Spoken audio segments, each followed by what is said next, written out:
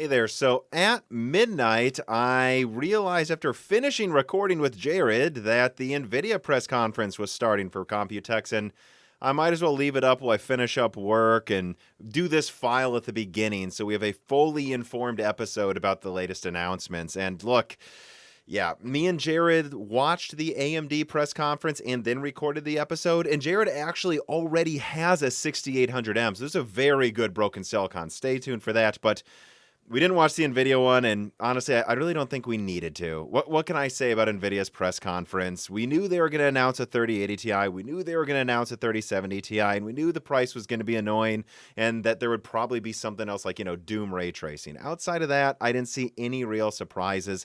The only thing I will say about this is there's a link to something from Kepler on Twitter where he suggests that maybe the price increase from 1,000 to 1,200 was last minute. I actually think that could be true because there were a lot of people suggesting that the AIB models were not as marked up as usual about a month ago, but now we know that didn't happen. And look, $1,200, that's what the 2080 Ti cost, and Nvidia can get away with it in the current market, so why not?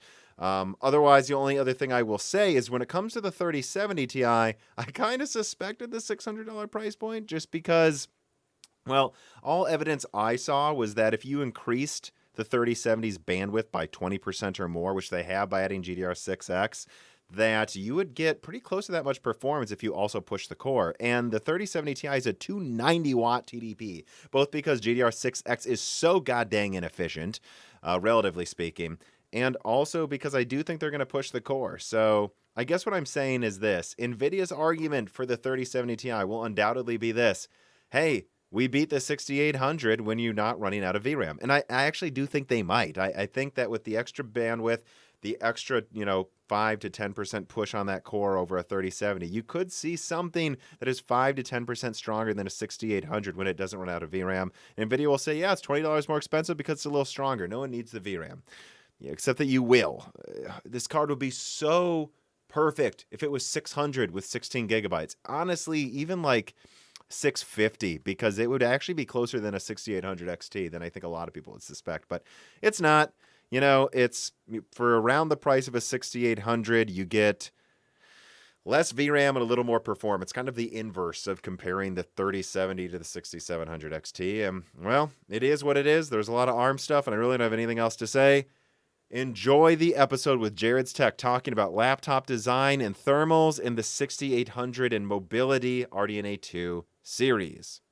The following podcast is brought to you by CDKOffers.com. Use offer code dieshrink for 3% off everything on the website and Broken Silicon for 25% off all Windows codes. All right, on with the show.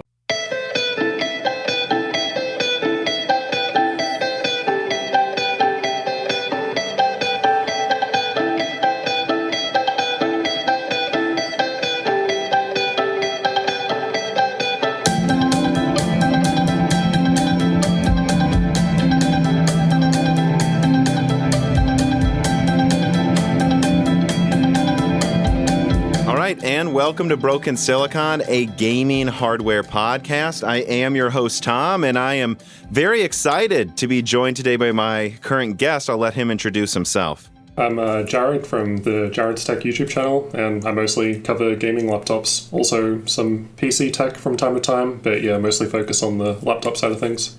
That is a question I actually have here. I'll just ask it right away. Why laptops? Most channels just focus on the same graphics cards with your whatever, right? A 10900K or, testing system. Like, it's very hard. People pointed you out to me because you did really good, and I agree with them, laptop reviews that are straight to the point, telling you everything you need to know. It's very hard to find that. What made you choose becoming a laptop review channel? Yeah, well, it's kind of what you just mentioned, really. Like, there's less competition in the space, so it's much easier to kind of grow a channel when no one else is really doing a very good job of it. I mean, there are other people doing a good job of it. I'm talking about like 5 years ago when I started, so I'm not throwing shade at anyone in particular or anything like that. But yeah, back then it was definitely much easier, and I just found that I enjoyed it over time and just never really turned back. So yeah, I still do the regular PC stuff because I'm personally interested in that. Like, personally, I watch most of those channels myself, like Hardware Unboxed, Gamers Nexus, I do watch some laptop channels, but yeah, personally, I watch more of the like desktop PC side. Well, yeah, it's funny how I've kind of turned myself into like a leaker channel, and I still watch lots of channels like yours, Hardware Unboxed and such. And unfortunately, once you specialize in something, I've found, yeah, you watch less of the same type of content just because, I mean, it's all I do on my own. So it's almost like it's almost like a combination of I don't want to see the same thing I just spent 8 hours working on, but also I almost don't want to cloud my opinions by someone else's. Do you find that with like laptop reviews? Yeah, I have noticed that. So I don't mind watching people's reviews if I've already covered it, but I don't like watching them if it's something I haven't used yet, because then I like going into something with like a fresh mind and, you know, how's this thing going to work for me? So if someone else is saying, here are these problems I have with it, then, you know, maybe I'm more likely to go out of my way and look for that when I'm not otherwise actually going to care about it. There are some cases if it's like a popular issue, I guess, and like if a big channel brings it up, you know, people in Discord will message me about it and say, "Oh, what do you think about this?" And in that case, you know, I'll have a look at it, and I'll see if it is actually something that I think is a problem, and yeah, address it based on that. So let me ask you this. Where do you come from? I mean, I usually like to ask my guests just a little bit about their background. I mean, like, where are you from? You know, what did you study, if you're willing to say, and what got you into YouTube just in general? Yeah, so I'm from Australia. Like 10 years ago, I did just a general IT degree at the local university. After that, I started working like help desk kind of stuff, just like IT fixing stuff. And after that, I eventually moved into system administration, so managing servers and virtual machines, that kind of stuff.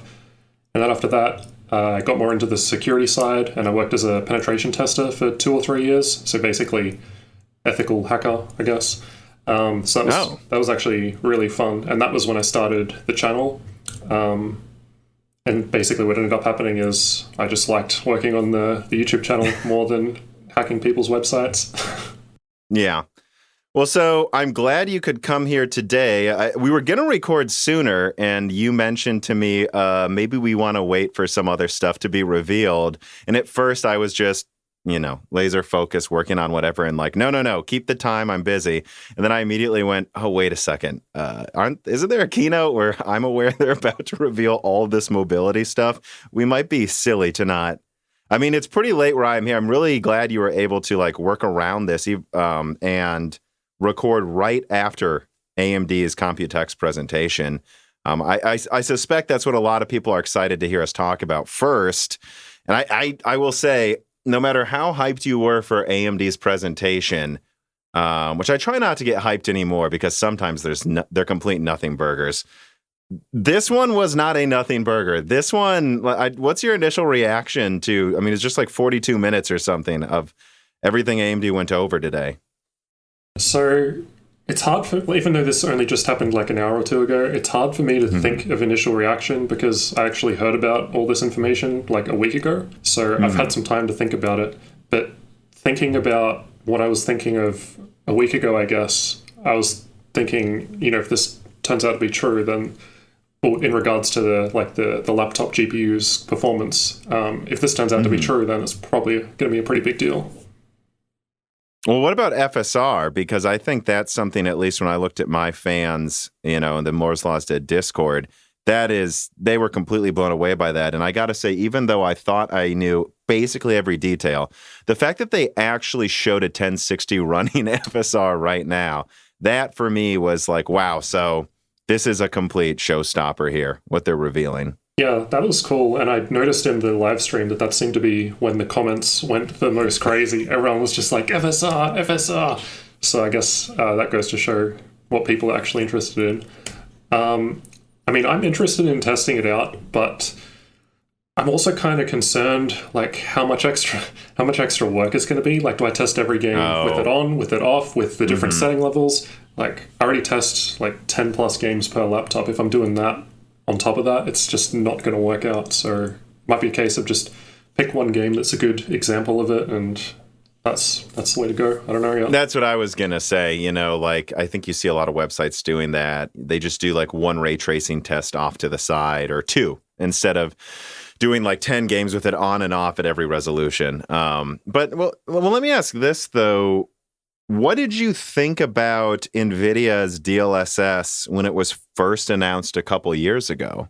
I don't think I thought it was that big of a deal at the time. I just remember thinking like, oh, okay, there's like one or two games that kind of might have some improvements sometimes in some scenarios. I mean, obviously it's much better these days, but yeah, back then I just remember thinking like, I got almost 3 years later though. Yeah, exactly. I mean, geez. So I remember I was in the audience when the RTX announcement happened, and I was just like, oh, cool, they're hyping it up, sounds great. But then, over the following months, just didn't really deliver on what they said. So, initially, I just remember thinking, this doesn't sound that interesting. Now, obviously, 2 or 3 years later, it's a bit of a different story, especially with DLSS. It actually is pretty useful.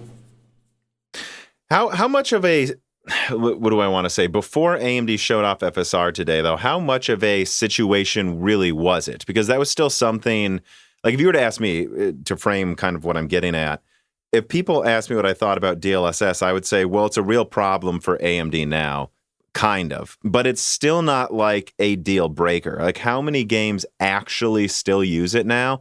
And I think a lot of people miss that in the games that use it, you are kind of already getting crazy high frame rates in some of them. Like I could count on my fingers, maybe not even an entire hand, how many games it actually made a huge difference. Like, is that how you see DLSS right now? Or do you see it as this gigantic thing that AMD did need to address immediately, not just soon? Well, I think it's the kind of thing where just over time, the amount of games that actually support it builds and builds and builds. And it's probably starting to get somewhat close to the point where a lot of popular titles do have it. So without having some kind of competition, I mean, you gotta do something at some point. You can't just like leave it for another 5 years and hope it goes away kind of thing. But yeah, what you were saying with like the performance boost. There's like DLSS in Fortnite, for instance. I mean, you need like an RTX card to run that, right? So what's that, like minimum RTX 2060? I mean, I'm sure you're going to be running Fortnite max settings on a 2060 even without DLSS.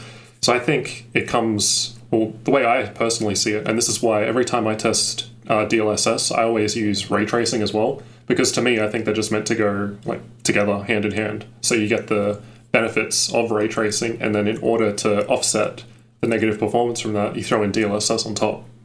I don't know. I'll just speak for myself. I actually put out a video about FSR before AMD had the keynote because I generally knew most of the details, which is, this is going to be something that focuses on everything using it. My perception of DLSS, a major problem that I have with it is it's basically like, oh, if you use DLSS in these few games, your 3090 now runs 4K better.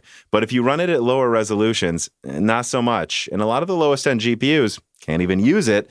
Whereas AMD is focusing on bringing reasonable performance and image quality to everyone. AMD APUs, everything, right? Everything. They even showed it running on a 1060, including consoles. And that their pitch to devs is this will be easy to implement. Maybe it isn't, like literally some DLSS implementations like in Death Stranding actually make the image look better than not using DLSS. So this isn't about making it better with a smaller performance boost on a super high-end card. This is about making it so everyone can have reasonable performance in the latest games. And I honestly think the pitch AMD just made today, again, assuming it turns out well, we need to wait for third-party benchmarks, of course, but honestly, my initial reaction is that NVIDIA's DLSS is almost dead now. Like, it isn't really dead, but every developer I've talked to, everyone I've talked to who's talked to developers says that it's crazy easier to implement than DLSS. They don't even want to bother with DLSS unless NVIDIA programs it for them themselves, and often NVIDIA does. But now that it's supported on everything, even NVIDIA, why would they even bother with DLSS unless NVIDIA paid them to use DLSS? Yeah, that's a good point. Like, that's definitely going to be a killer aspect of it, the fact that it can run on older hardware, especially when people can't necessarily buy the latest and greatest hardware at the moment anyway. So being able to get a performance boost in newer games that can implement FSR, it's definitely going to give them quite an advantage. And yeah, it'll be interesting to see what happens, because I mean, I don't actually know on the implementation side of things, but if it is easy to implement compared to DLSS, then yeah, I can't really imagine why like someone would pick that over FSR given the choice in terms of like game development, I mean. Right, and the craziest thing that I've been told is that there's evidence AMD is planning to have specific hardware acceleration. They don't really have it yet. It works on everything, but that they are building part of RDNA 3 to accelerate FSR better than everything else. And it's funny to think of what that would mean. It's like they kind of just sidestep the whole competition situation and go, no, everyone uses this. Even you can use it, NVIDIA. By the way, though, now that it's the standard, we run it better than you, and you kind of have to make do with it. Which, we'll have to see if that's what ends up happening. But I do believe that's AMD's master plan here. And this just seems like such a way better thought out strategy than like G-Sync versus FreeSync ended up. Yeah, if that, like I hadn't heard about new hardware potentially accelerating it. So if that's the case, then yeah, I could see that strategy working out quite well in future. So I guess then moving on, I mean, what did you think about, well, let's cover one thing quickly before we move on to something I suspect we can talk about a lot. Cezanne desktop. I think everyone expected that to be announced today. What about the pricing? What did I write down? I think that said $360 for that 8-core APU. I don't know if you have any thoughts about Cezanne desktop in general or the pricing they announced. I personally haven't tested any APUs, so I can't really speak too much on it. But yeah, it seems like... You mean Cezanne ones? Oh, just any. Like APUs are an area that I just haven't really spent any time testing personally. But it sounds like it's something... Well, wait, they're in some of your laptops, though. Oh, yeah. I mean, you mean like on desktop? I mean desktop, or something. Yeah. Okay. I just want to be clear to everyone listening. Yeah. Well, even with laptops, integrated graphics, I don't do too much testing in because most laptops are generally paired with discrete graphics. Like the tests that I've done to test integrated performance, I have to end up disabling like the discrete graphics just to get that done. So it's not really like how you would actually run the machine anyway. So, but outside of that, though, like the one thing I just want to throw in this episode, since we're on the subject of the keynote, is when I saw $360, I thought two things. That is a lot more than they used to charge for those APUs. At the same time, what are they even competing with, everyone? I mean, and it probably is the best gaming processor outside of everything above it anyway. So I don't know. I just think until someone gives AMD a reason to price it lower, they can just do that. Although, again, that the margins on those, on the $360 APU, it's a monolithic chip on a really reliable node now. They have to be making massive margins on that thing. Well, let's move on to something I bet you can talk about a decent amount. The 6800M and 6700M. You said you were impressed by what they showed there.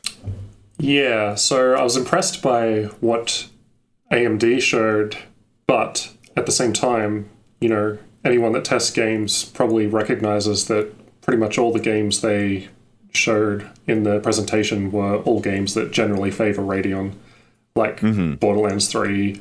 I can't remember the others, but, all the usual suspects.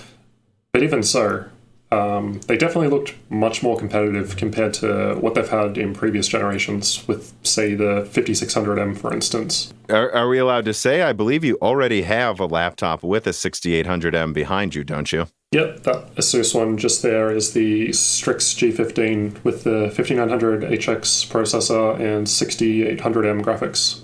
Can you say anything about the performance yet compared to what they showed at the presentation? Like, is it performing? Is this why you're hesitant to say anything, because of you have different results on average than what they showed? So I actually published a video about an hour ago showing gaming performance on that laptop, though I only covered 3 games because there just wasn't a whole lot of time. Generally, I found the performance to be a little under what they showed. So, well, I guess that's not too unexpected. I mean, presentations, they always want to make themselves look good. But so they were showing 6800M kind of 3070 to 3080 tier. I was seeing it kind of a little below a 3070 with a lower power limit, because a of course, with laptops, you have to deal with like different power limits, which is a whole another mess. So I think 3070, you can have it, I can't remember what the minimum power limit is. It might be 80 watts to 125 or 135. Anyway, I had a 100 watt 3070 beating the 6800M in games like Shadow of the Tomb Raider and Battlefield 5.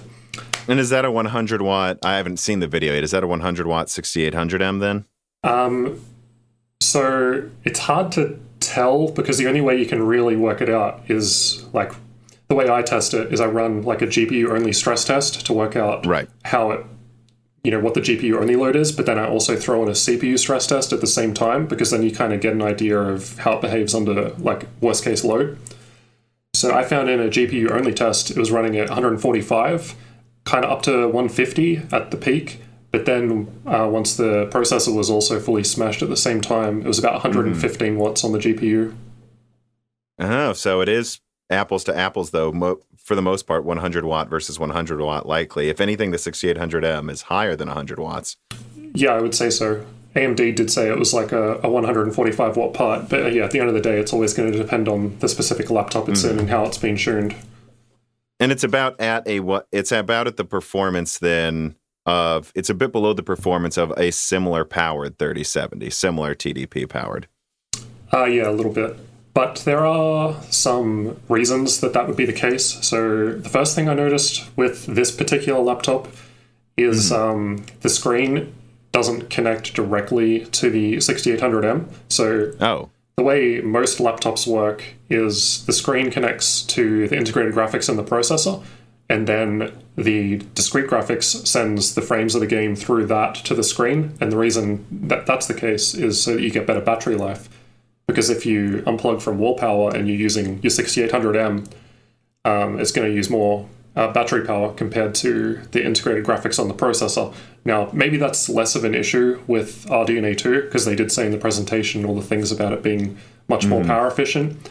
I haven't tested that yet, but generally in the past, like with the Intel plus Nvidia gaming laptop, for example, you have Optimus. So the Intel integrated graphics is what actually powers all the applications you've got running, and that uses less power. Then when you open a game, the Nvidia GPU renders the frames, sends them via the Intel GPU to the screen.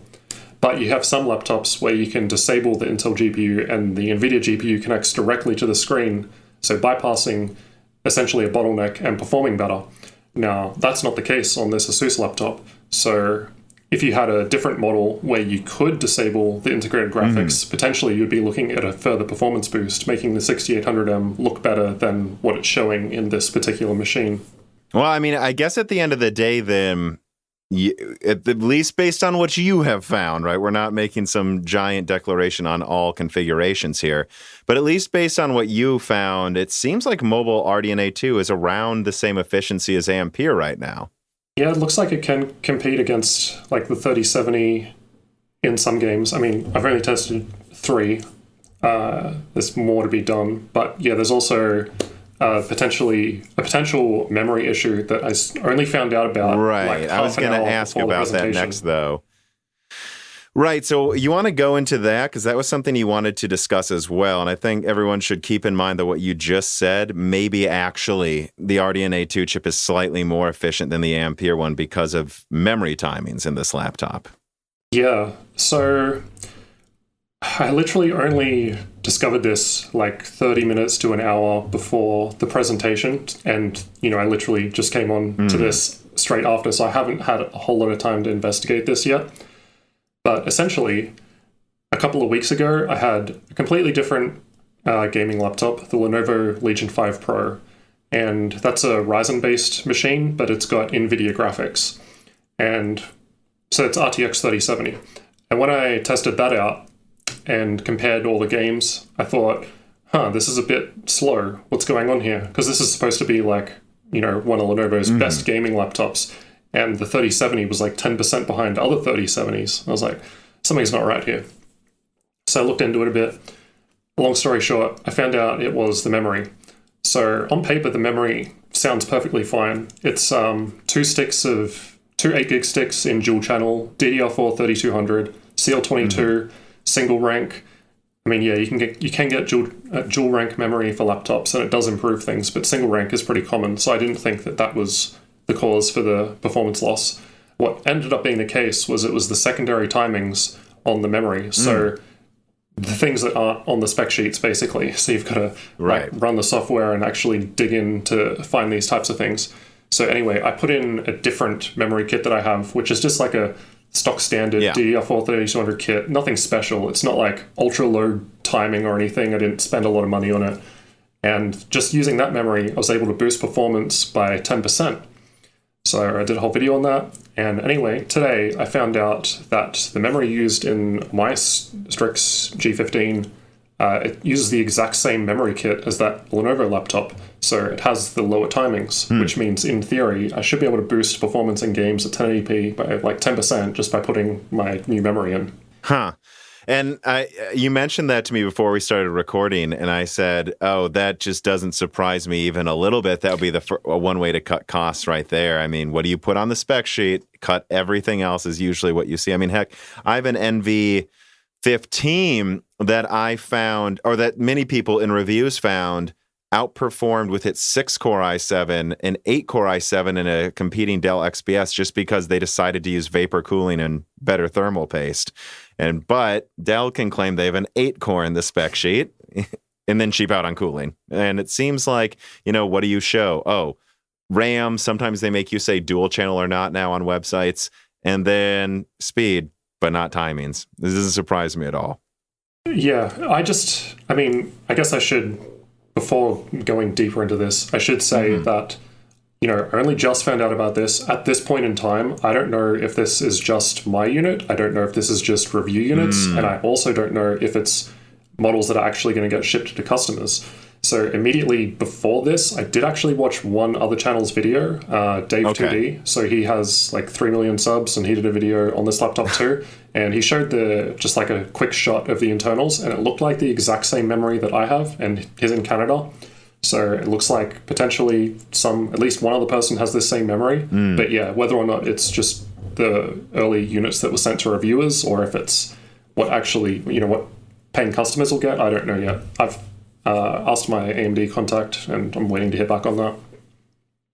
Well, I guess we'll have to see. I mean, it's a little unfortunate that it's very interesting, honestly. Like RDNA 2 on paper is so much more efficient than Ampere with a lot of its products, but it does seem like NVIDIA keeps finding ways to make specific products as efficient as they need to be to stay competitive with Ampere, despite, of course, going balls to the walls with their 350 watt plus 3090. That's the size of a game console by itself. Yeah, to me, it's just a bit strange. Like, AMD helped seed these units out to reviewers, right? They want to make their 6800M look good for launch, and yet there's this one simple thing that can boost performance by 10+%, which in laptops is like a whole tier of GPU, essentially. Well, that's something Intel focus on very heavily. I know, talking to some Intel contacts, is Intel, and maybe it's just because this is what they have to do right now, but at least the way they portray it to me is we focus on the end product. So you can say this one product from the competitor is better than ours. At the end of the day, you're buying a laptop, not one CPU that's in it. And that's why Intel basically mandates really good memory on a lot of their products now, so that you at least have some responsiveness advantage sometimes to AMD, who doesn't mandate that. I know that I have much else to say about that, but I wonder if you've noticed that too when you're trying to do AMD Intel comparisons. Well, I have heard. So when you said that, the first thing that came to mind was actually NVIDIA. So on the so you know how they've got like 3060, 3070, 3080 on the desktop side, then they've got the same names over on the laptop side. Yes, obviously I do. The laptop side laptop side performs different due to power limits, but also the specs are completely different. But I asked NVIDIA why that was the case, and they basically said that it's about the user experience, right? So a 3080, it gives you the best user experience on a laptop. So it's not, they don't really care so much that you can't compare desktop and laptop 3080. It's the fact that it's the experience on the you get on the laptop with the 3080. It's the best or whatever, and then the 3070, it's like a bit less experience, and yeah. Did you ask them why they didn't do that, though, with Pascal and Turing, where they actually named them correctly to what their desktop counterparts were? I was hoping that would stay forever. It was amazing being able to actually know you're buying a real 1070 in a laptop. Yeah, it was good back then. I didn't actually follow it up. I was just like, okay, whatever. Maybe they just didn't care about the experience back then. So I guess before we move on, though, I want to talk about one final thing that was in the presentation from AMD to just kind of put a bow on it. I mean, I will say there was one real surprise for me, and it's that they actually showed off a 3D stacked Zen 3 chip at the very end. What are your thoughts on seeing that? Yeah, so that kind of took me by surprise. That wasn't something they shared in advance or anything like that. Mm-hmm. But at the same time, that was also when I was flat out rushing to upload my video, so I wasn't paying a whole lot of attention to the presentation at that point. I did see it was the Gears 5 demo, the gaming performance of I think it was 5900X compared with that, or was that something else? No, yeah, they did. They compared Gears 5 and they showed, if my memory serves right, a 12% performance boost comparing a Zen 3 to a Zen, I don't know, I'm just going to call it Zen 3D chip right now. Yeah, Zen 3D, that sounds good. Yeah, I mean, definitely sounds better than the boost we saw with, what was it, the XT processors last year. Well, that's why I want to talk about that, though, because I've actually put out a video that was debunking Zen 3 Plus, because this was something where, I don't know, the rumor mill was going crazy with a Zen 3 Plus coming out a couple months ago, and it was just something I wasn't paying attention to. And eventually I said, you know what? I think it's time. Let's just start asking some contacts. Is this a thing? And surprisingly, to me at the time, a lot of people came back saying, no one's calling this. There's no Zen 3 Plus. And I was like, what do you mean there's no? So then what are those other leakers talking about? And they're like, I don't know, but I'm not aware of a Zen 3 Plus. And the one thing I could get out of one person at AMD is they said Warhol was a thing, but it wasn't Zen 3 Plus and it was canceled. So that's kind of what I want to say. One conclusion I came to in that video was that if there is some refresh, it's not being called Zen 3 Plus right now. And it's certainly not coming out this summer or this fall. And if people might notice, Lisa Su said, showing that chip off today, in production Q4. That's not coming out this year. That's not coming out till probably Q1. And she didn't call it anything but Zen 3. So I honestly think what it is it makes a lot of sense to prototype 3D stacking on Zen 3 before bothering with it on Zen 4 or something else. You've got this working, let's try it out first here before we try to put it in a main architecture. But also that if it does come out, I think what it will be is Zen 3D or something, or 3DX is what they might call it. Got to have the X. And yeah, right? You got to have the X on there. I guess they might call it Zen X 3D or something. Either way, right? We agree there's probably a 3D in the name. And I think it could just be one set that they roll out because they plan to make a Milan X based on what I'm hearing, which is some special, 3D stacked epic. And they might use that for a limited run of a flagship to keep the gaming crown. That's kind of what I'm expecting. And I want to talk about that just because I think some people saw that. I saw so many of my patrons just immediately go, can't wait to buy that this fall. No.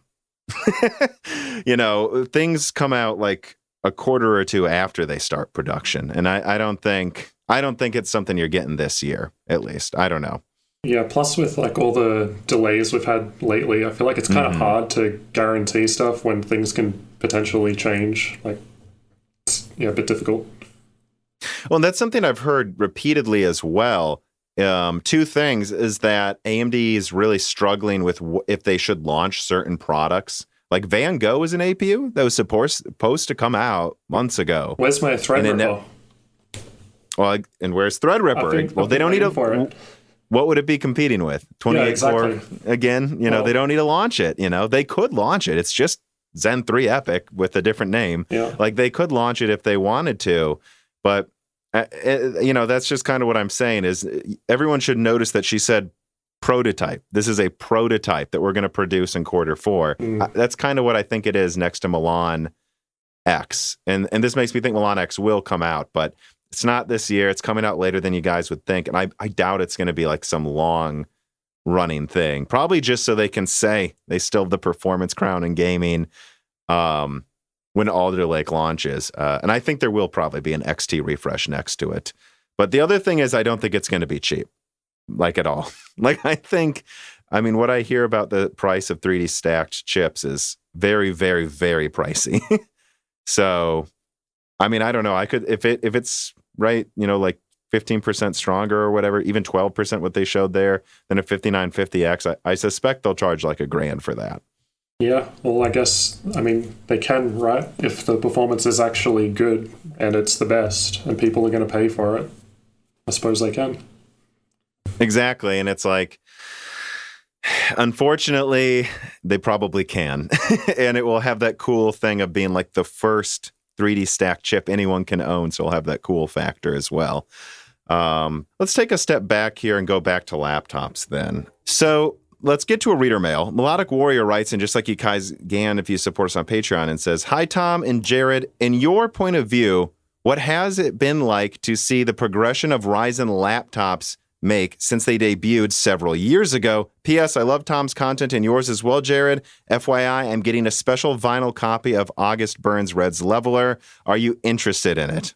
So I actually hadn't heard of them before coming on here. I did actually listen to a minute of one song just briefly, and it sounded pretty good. So I'll check out more afterwards. Do you need him to send you it? Not necessarily. I mean, I've actually got the tab open in YouTube, so I'll just continue playing that after. His first question, right, before he got cheeky, like, I want to ask you this.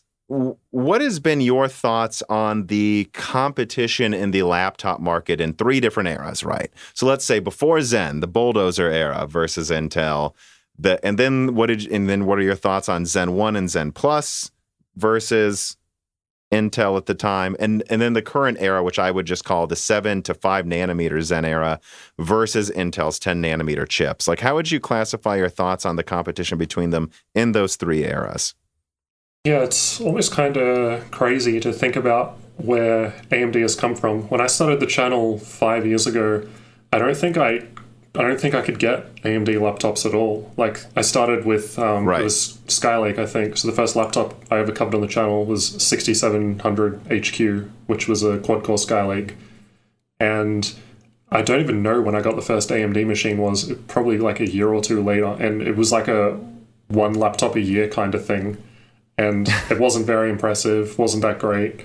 I think that was Zen 1 kind of time. And then with Zen 2, so like the 4000 series on the mobile side, it's great that the laptop and desktop numbers are all different. I guess they're the same now, all on 5000. But anyway, back then it was like the 4800H and 4600H. That was when they really kind of took the first step to becoming competitive and were actually ahead in many cases. Yeah. So in multi-core performance in particular, it was an easy win for AMD, even compared to Intel laptops that had the same core count.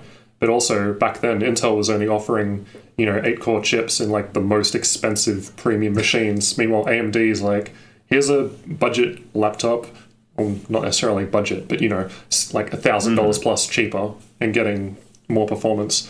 It was kind of a big deal. And now it feels like Intel 8 cores are much more common than they were. I mean, still pretty pricey, but before it was only like the top end models. And now I've got some Intel 8-core laptops with like RTX 3050 graphics. Like, I wouldn't have thought I'd see that. Ever imagine that? Yeah.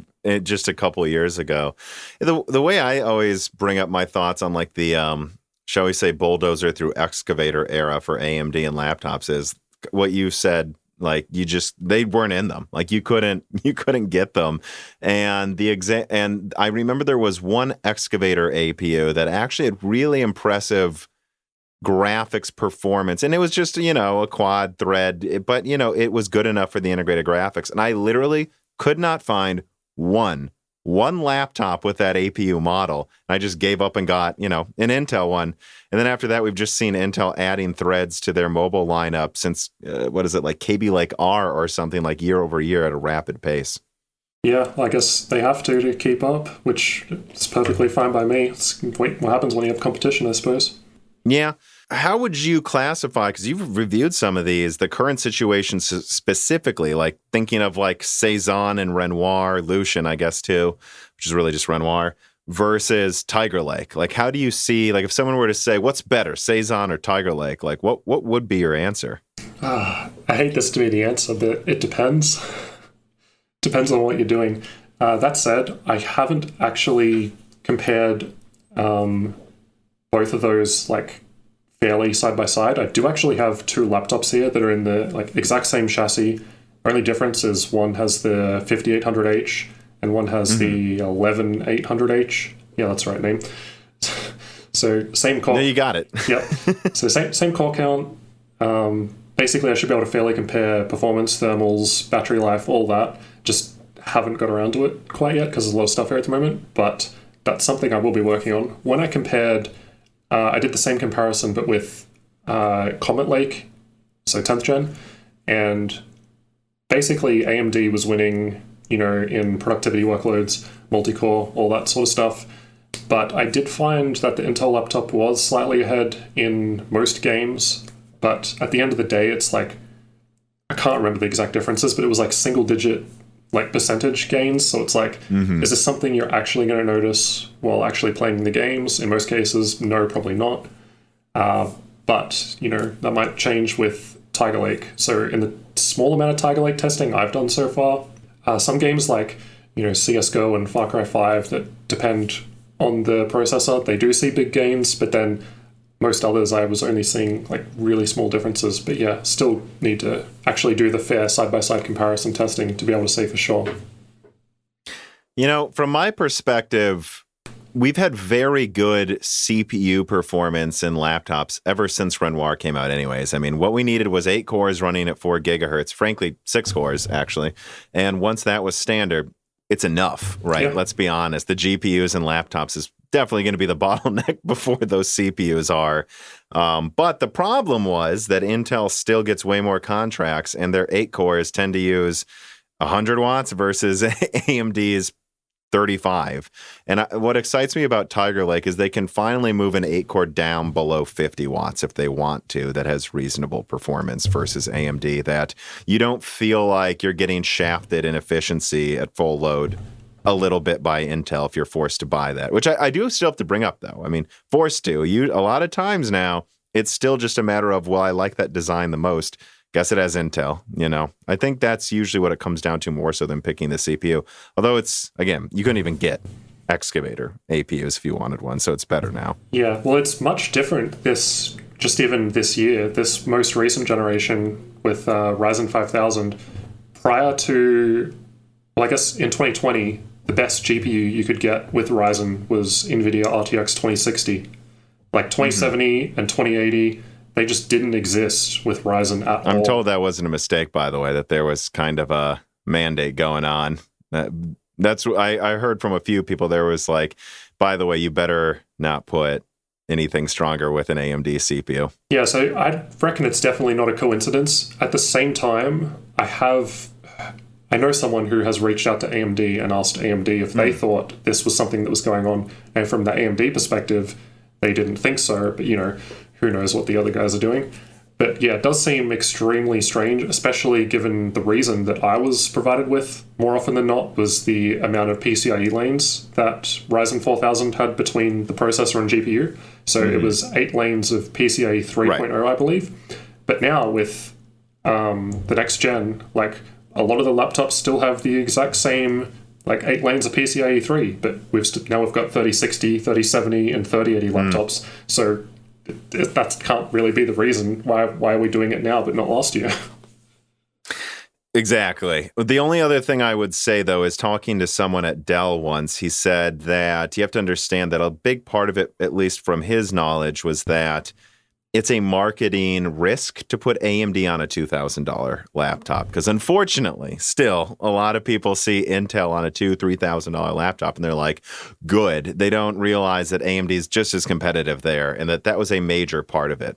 Yeah, there are definitely much more higher-end laptops this year. And honestly, I would have been shocked if that didn't happen. Because last year, just every single video I did on an Intel laptop, comments were like, no AMD, no buy. Where are the high-end AMD gaming laptops? It's like there was obviously huge demand for it. So now the fact that it's happened, I guess most of the big companies are doing it now, doing high-end Ryzen laptops. There are still a couple that don't, like Gigabyte and possibly one other. Yeah. But most people are on board. Well, Razer doesn't really do AMD Razer, at all yeah, yet. That was the other one. Yeah. Well, but we'll get to that quickly here, though, because I've got a few reader mails that touch on this. So King Atlas 347 writes in and says, why are there not more Ryzen laptops with USB 4 on them? I've noticed that if you want a good laptop with high bandwidth connectivity, you're pretty much limited to an Intel system.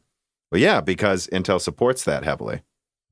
Yeah, so I don't know the full details, because like USB is supposed to be like an open standard, right? But so far we're only really seeing it when it's included as part of like Thunderbolt 4, which is obviously Intel at the moment. I mean, they say it's like, I hear both Intel and AMD saying things like technically AMD can support Thunderbolt 4, but no one's actually going out of their way to make it happen. Right, but like literally when I look this up, Tiger Lake was specifically built to have USB 4 and Thunderbolt 4 early. Like they built that into the SoC, and AMD did not. Yeah. Right. So that's why. And I think, again, people miss like how much of building laptops and in the in-laptop competition, how much of it is building an SoC for a specific market. You know, like they have Tiger Lake H35 and below, and this is 4 cores, powerful graphics, connectivity, so they can put it in a Surface laptop and charge it with USB 4. And then they have the 8-core to be paired with dedicated graphics, right? Where like this is something Intel's thought about, and that's why AMD is going to add USB 4 with Rembrandt, which APU should come out in the beginning of next year. But that's why you see that, is because AMD just hasn't put that there. Yeah, I mean, it'll be good to have more bandwidth, obviously, but don't have it yet. Well, Arcane311 says, hey, Jared, love your videos. I have a question on your thoughts about RDNA and APUs. Do you think AMD may have made a mistake by not including RDNA into Renoir, and specifically Cezanne by this point? Or do you think it's okay to use updated iterations of Vega, albeit at much higher clocks than before, but seemingly lower CU counts than expected? With RDNA at 8 to 12 compute units, I think Cezanne would have easily made it capable thin and light laptops when it comes to gaming without any dedicated graphics cards. Yeah, I mean, it's hard to say, but I'm just trying to recall. So there's a video that Tim at Hardware Unboxed did where he interviewed one of the AMD guys when we went over to the US for some event last year. And I can't remember exactly what the question was, but it was along these lines, like, hey, why are you just refreshing Vega compared to, you know, doing RDNA in these processors? And from what I can remember, the reason was, I want to say it's because when they went from Zen 2 to Zen 3, they basically, I can't remember which parts they changed. They just changed like some component and essentially just did almost a drop-in replacement. So they didn't have to like redesign a whole lot. So it made that side of things much faster. But also, I guess it might just be as simple that they were happy with the amount of gains they were able to get by those tweaks that they did with Vega. But yeah, I'd suggest checking out that video by Hardware Unboxed, because they've got like an hour interview with someone from AMD, and that's one of the questions that they cover. So yeah, and that's something I've seen this all the time. Like, for example, AMD Van Gogh, which hasn't ever come out yet, and it might, but we'll see, was Zen 2 plus an RDNA based, whether it's RDNA 1, RDNA, you know, putting up parentheses, 1.5, RDNA 2, whatever you want to call it, architecture. It was Zen 2 plus RDNA something. And then you have Cezanne, which is Zen 3 plus Vega 8. And a lot of people were going, wait, why would they not just do Zen 3, RDNA, and everything? And it's, Vega takes up very little die space. And it performs pretty damn well with just 8 compute units with they brought, I believe, around a 20% IPC increase to that version of Vega over the previous one. They publicly said that. So it's not like it's, you know, the same as what they had before. And with how small GCN-based compute units are, Yeah, I mean, like the point of Cezanne is it's typically going to be paired with a dedicated graphics card anyway. So do you really want to make the die bigger, right? To just have that level of graphics. I guess if I'm giving my opinion, I don't really think it was a mistake at all. Actually, I just think that maybe they should have had another option at some point, and that was supposed to be Van Gogh, but it never came out. But there's shortages, and they can't make enough chips. So was it a mistake? They're selling everything they make.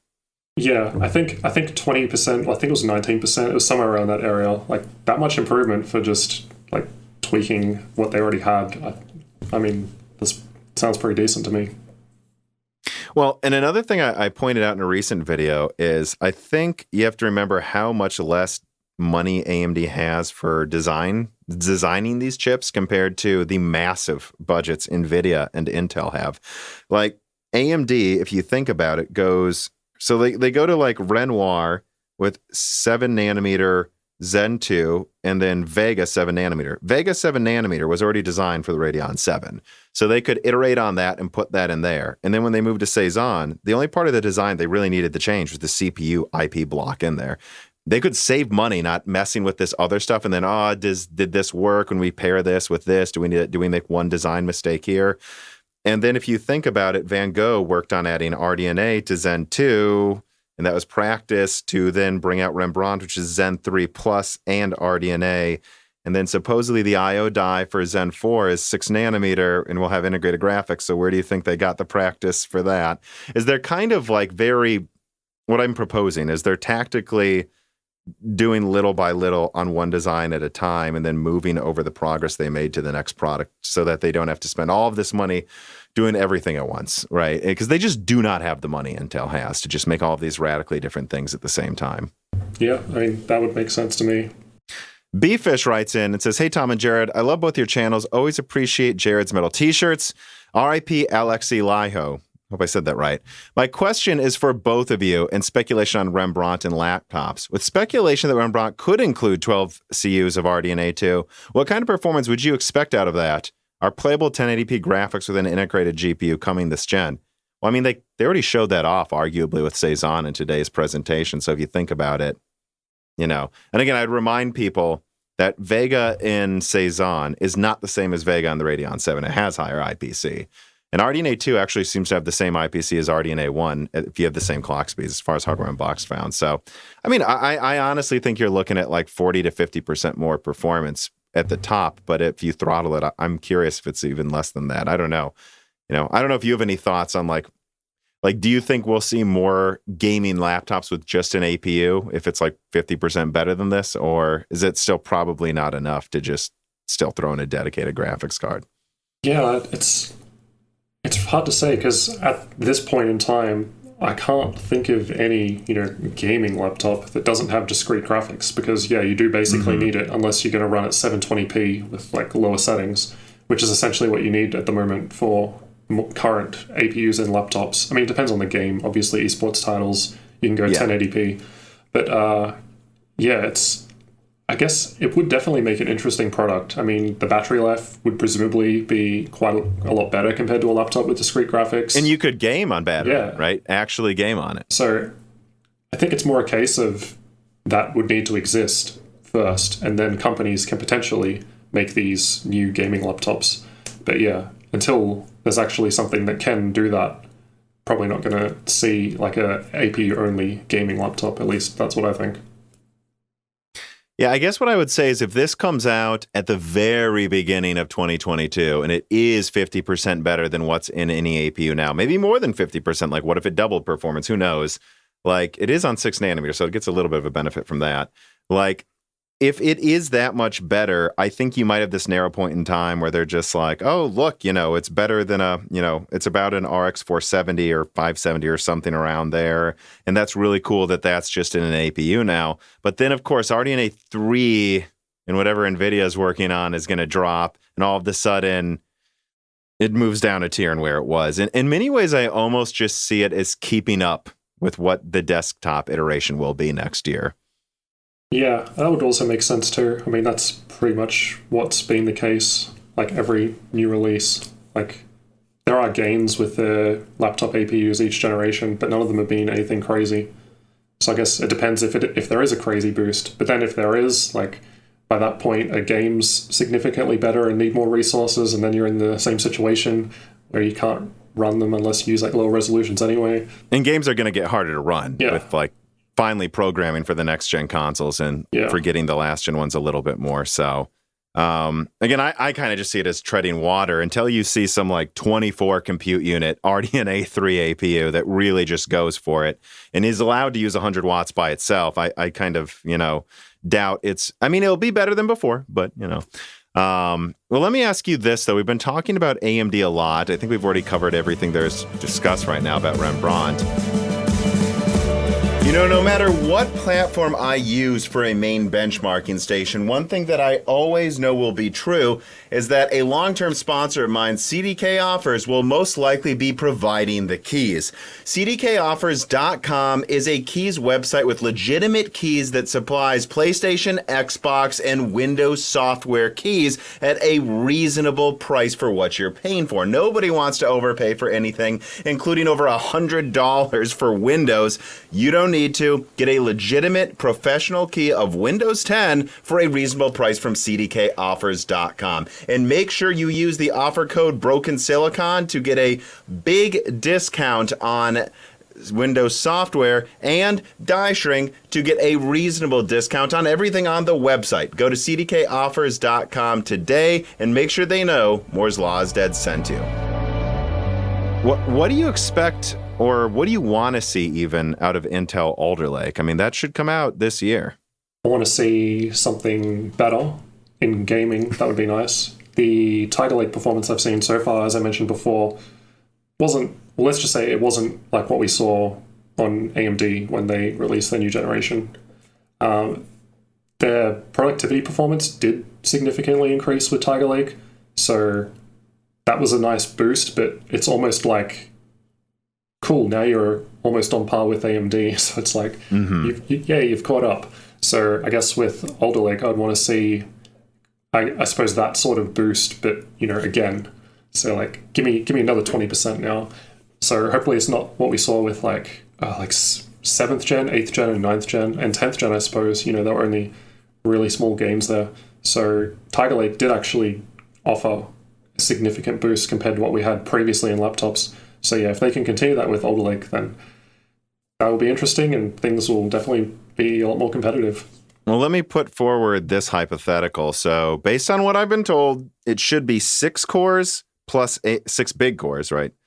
Which should be 20% better per core than Tiger Lake. So already there you go. But it's only 6, but then 8 little cores combined. I think let's also put in the caveat, let's assume the big little thing works and isn't a scheduling nightmare for Windows, because we'll have to see for sure.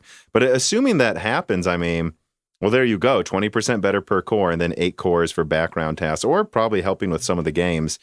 I think there is this narrow window late this year where Intel can make a very big splash in performance with Alder Lake relative to AMD.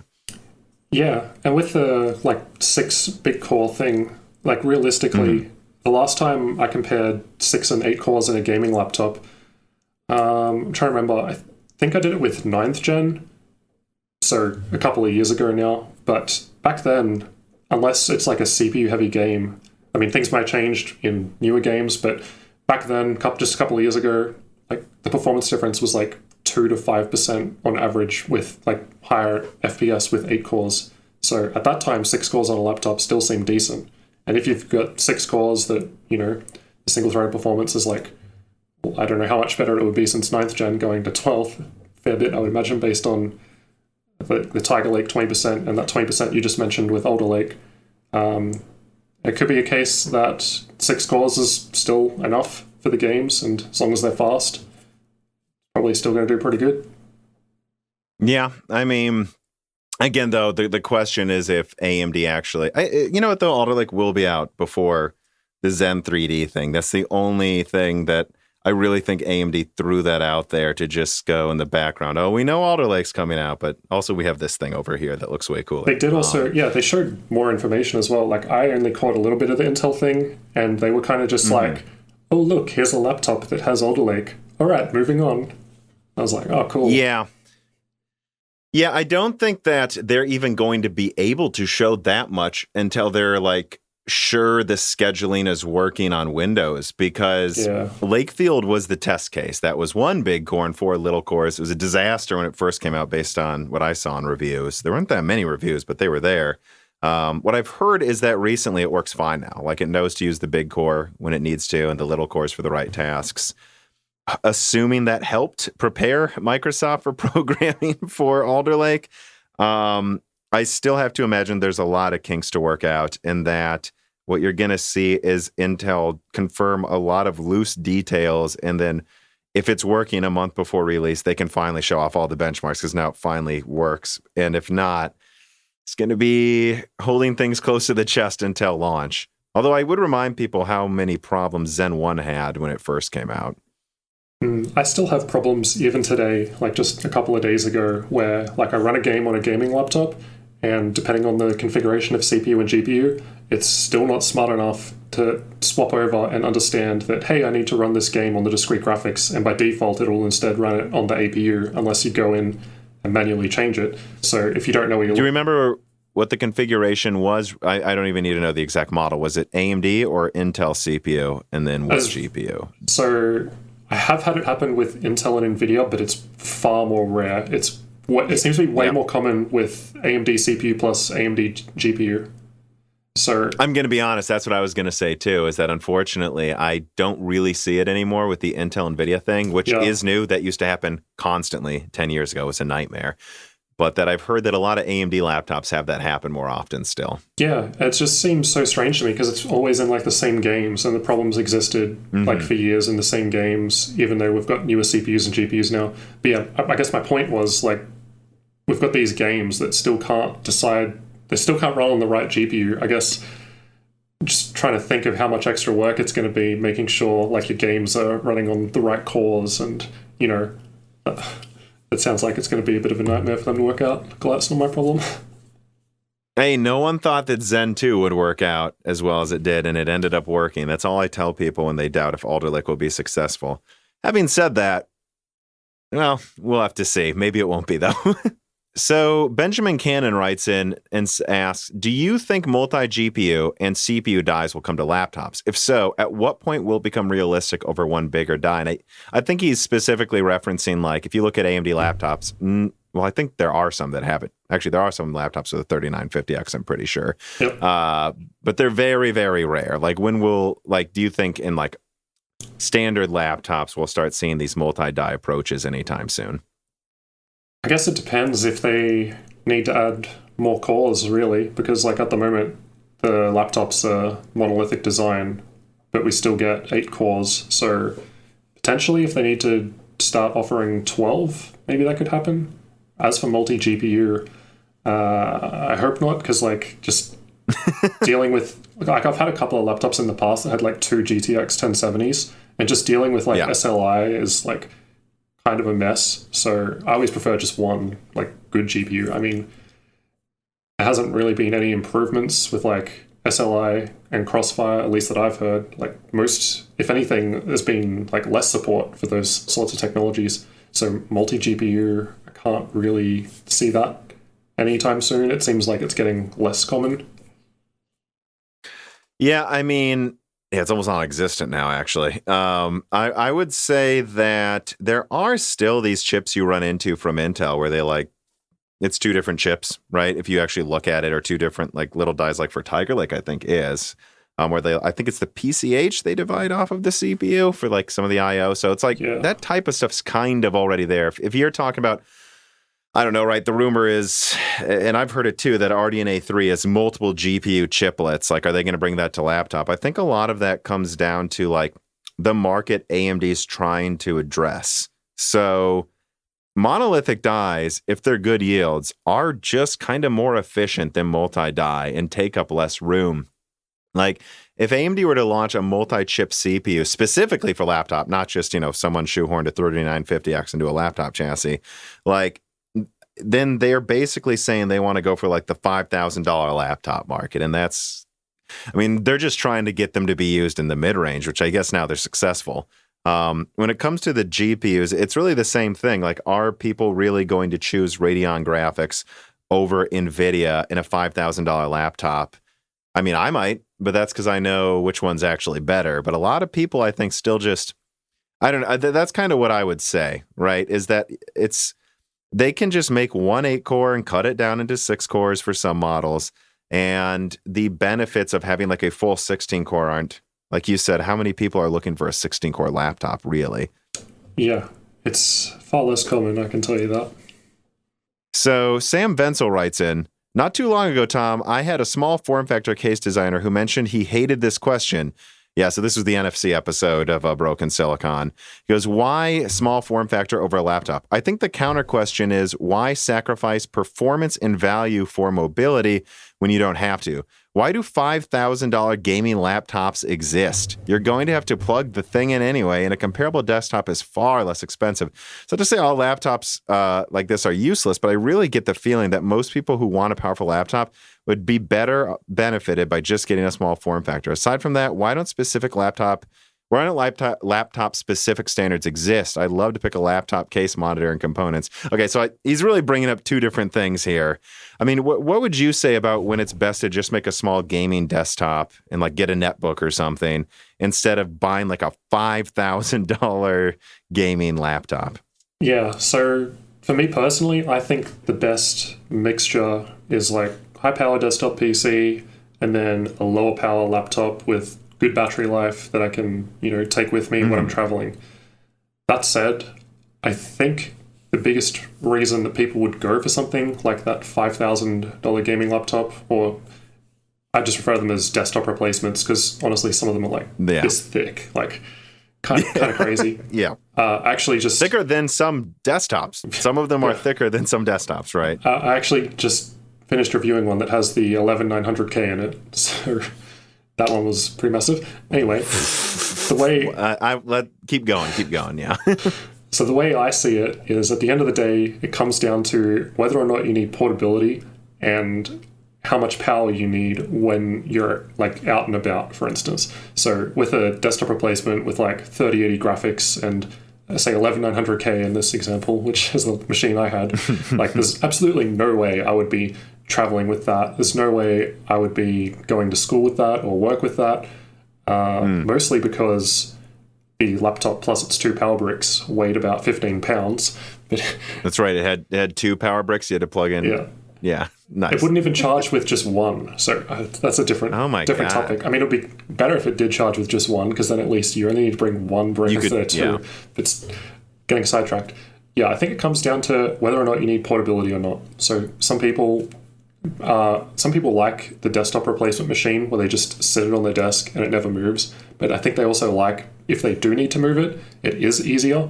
So you can just pick it up and it's got the battery and it's still running. So you can transport it.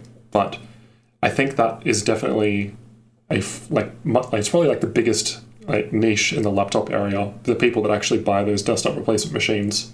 I think almost no one is buying that type of $5,000 machine. Well, there is, I mean, I'm just going to say it. I would blanket not recommend anything that requires 2 power bricks. I don't care how good it is. Get just no. It's just, dude, no. Like it might actually take up more room than a really compact gaming desktop with a 3080. Like it's the silliest thing I've ever heard of. But what I would say is there is an interesting niche being carved out, though, by Razer 16, 17 inches, some of these studio laptops that actually come with a 3080 mobility edition and, a high-end CPU. That's probably high-end gaming for most people there. It's not really a 3080, but it's probably close to a desktop 3070. Yeah, something like that to play games perfectly fine. You don't have to go $5,000 or anything like that. And it can use and it has the technology to just use 1 power brick. Yes, advanced technology. I think those types of things do exist for someone who has a lot of money to burn. Let's be honest, probably half the time their company's paying for it for them. And like I know one person who does like on-site heavy analysis on the data he gets there. Like, and that's why he wants that, but he has no interest, by the way, in a dual power. Well, actually, I think his is pretty large, but that's the one thing I would say is there is an interesting niche there where the 16-inch almost desktop replacements are getting thin enough where they're not a complete nightmare to carry around. Yeah, these days you can get so much power in something that's pretty reasonable for like significantly less than $5,000 that I don't think people really need to go that route. Plus, I think a lot of companies are even starting to like not make those high-end models anymore.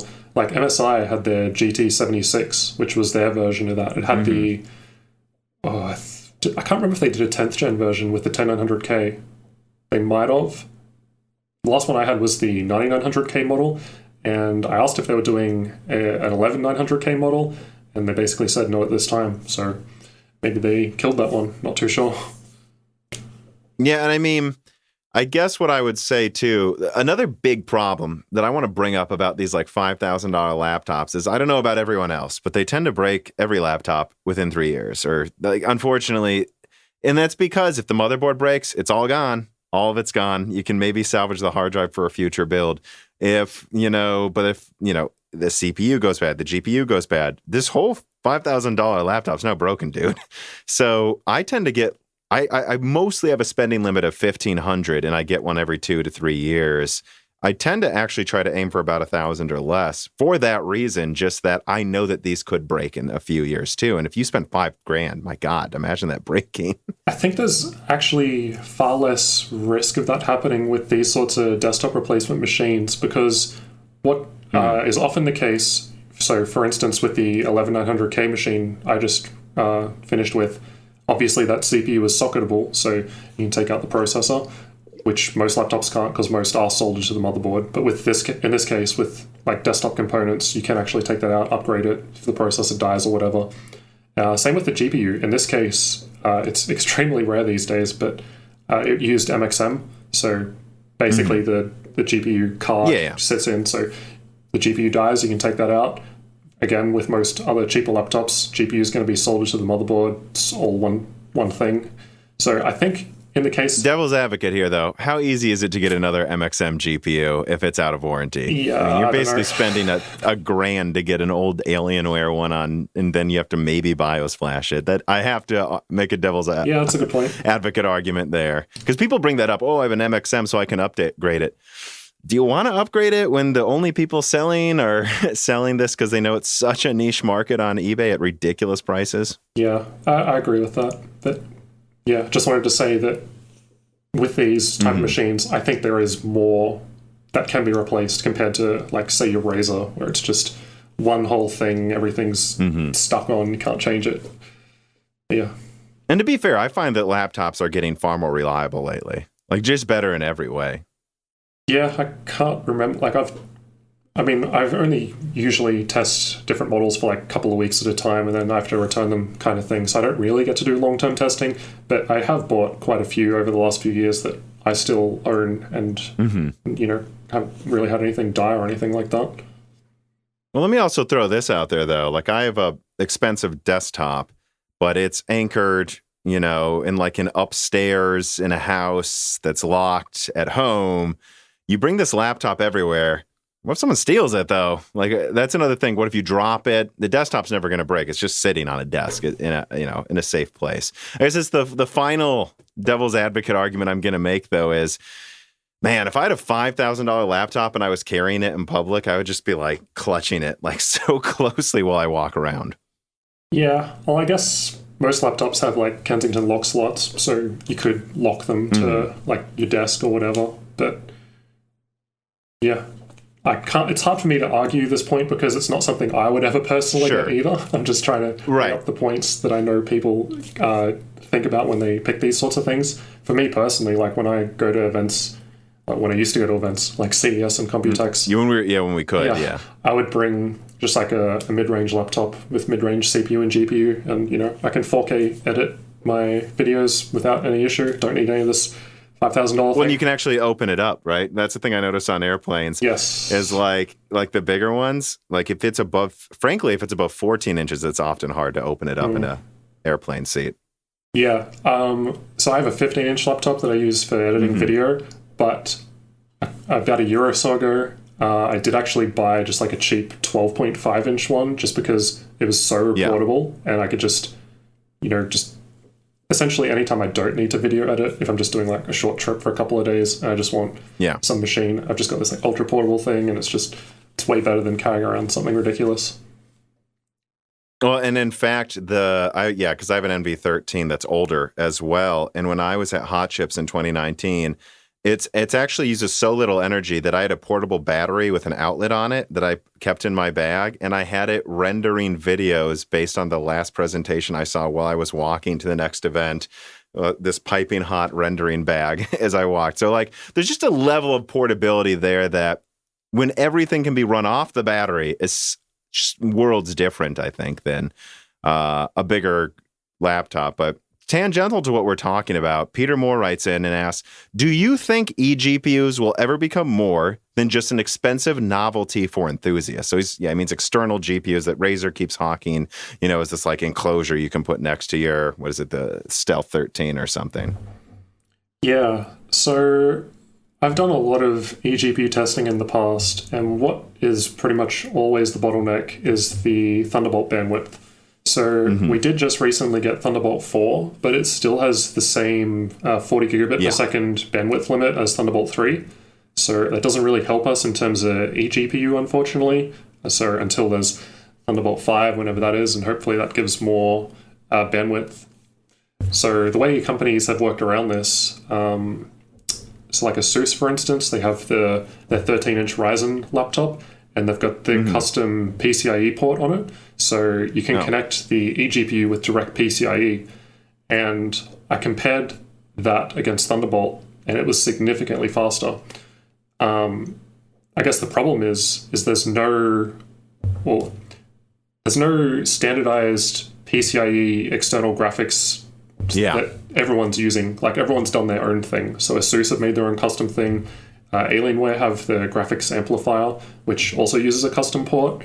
So that does perform better than Thunderbolt, but then you're kind of like locked into the Alienware ecosystem. So I think the problem is a mixture of not being enough bandwidth, and if you do want bandwidth with PCIe, you're kind of forced to either be like all ASUS or all Alienware. There's no one's doing like an open standard PCIe eGPU. So I think that's what would need to happen. Yeah, and I'm trying to look at, like what USB 4 allows. Like, the problem I've always had with external graphics cards and laptops is it's always this thing I see in the comments of, just wait for USB 3. Oh, wait for USB 3.1. Wait for USB 4. It'll add more bandwidth. We can finally do this. And it's like, well, yeah, but also now we're moving on to more powerful graphics cards with PCIe 4.0 that have even more bandwidth. We really are seeing, like with the 5500 XT, it was bottlenecked. If you just used PCIe 3.0 times 8, you needed times 4 because it only had 8 PCIe lanes. It lost performance, and that was just like RX 590 performance, So the problem is that I have is graphics cards keep getting stronger and needing more bandwidth every time we upgrade the interface. And if it requires a $500 enclosure, that's $500 you could have just tacked on top of your laptop price and gotten a better graphics card with inside of it anyways. Yeah, this is kind of like what we were saying with the big $5,000 desktop replacement laptops. I think it's just a niche that exists. So I think there's not that many people that are going to want to spend extra money just so that they can have their extra small and portable 13-inch laptop when they're out at work or school during the day. Then they come home and they dock with their GPU. I mean, it does sound good in like an ideal world when you're made of money and the technology works perfectly fine. But realistically, for most people, they can spend less money, get almost equivalent GPU performance by just buying a regular gaming laptop that is probably a little bit bigger, 14, 15 inches. And I think that's just the way to go for most people. And now when you open it up in a hotel room and plug it in, it has the graphics card with you. You didn't just lose that while you're traveling. Yep. Peter Moore has a follow-up question. He says, do you think the advent of USB 4 will make eGPUs available for use on laptops with AMD? I think we already answered that. But then he goes, if so, will this allow companies like Razer, who have invested heavily in eGPUs and Thunderbolt ecosystem, to branch out and use AMD CPUs in some of their laptops? Could this be the reason why we are hearing rumors that Razer, one of the last major Intel holdouts, could finally be making the move to use AMD CPUs in some of their products? I hadn't actually considered that, but that's a pretty good point. Yeah, me neither. Because, yeah, Razer are pretty heavy on the whole eGPU thing. They're one of the few that do eGPU with Thunderbolt still, because as I mentioned, like Asus and Alienware, they've got their custom PCIe things. So, yeah, if they're reliant on Thunderbolt, then I could see that being the reason why they haven't gone to AMD yet. Yeah, I hadn't actually thought of that. Yeah, I mean, neither. I mean, a large part of it, again, I think is just Razer has this, very, worked out contract with Intel for a good deal to get a lot of their CPUs. But the fact that they don't have all of the same IO they've kind of standardized on, that's got to be a huge deal for Razer, actually. That, again, I didn't consider that either when I thought about that. Once they have Rembrandt, I think you will see that in Razer, but I guess we'll just have to see. QH Freddy writes in, with Tiger Lake and Cezanne, it feels like we are stuck in an awkward in-between where if you want the best CPU performance, you need to go with AMD Zen 3 cores. But if you want good I.O., you need to go with Tiger Lake. What do you think are the must-haves, aside from availability, I guess, that would make Cezanne the unquestionable winner in the high-end laptop space? Yeah, I guess in terms of I.O., it's probably what we were talking about before, like USB 4, possibly Thunderbolt 4, but then at the same time, like, how many people need Thunderbolt 4? Like, I guess it depends what you're doing and what devices you need to plug in, right? Because there are a lot of laptops, like Ryzen-based laptops, that have pretty much all the I/O you could want, minus Thunderbolt and USB 4.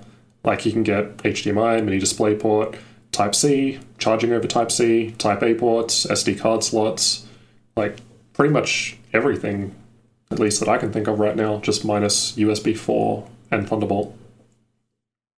Yeah, and I mean, those are things Intel has an advantage in, and AMD should make that better early next year.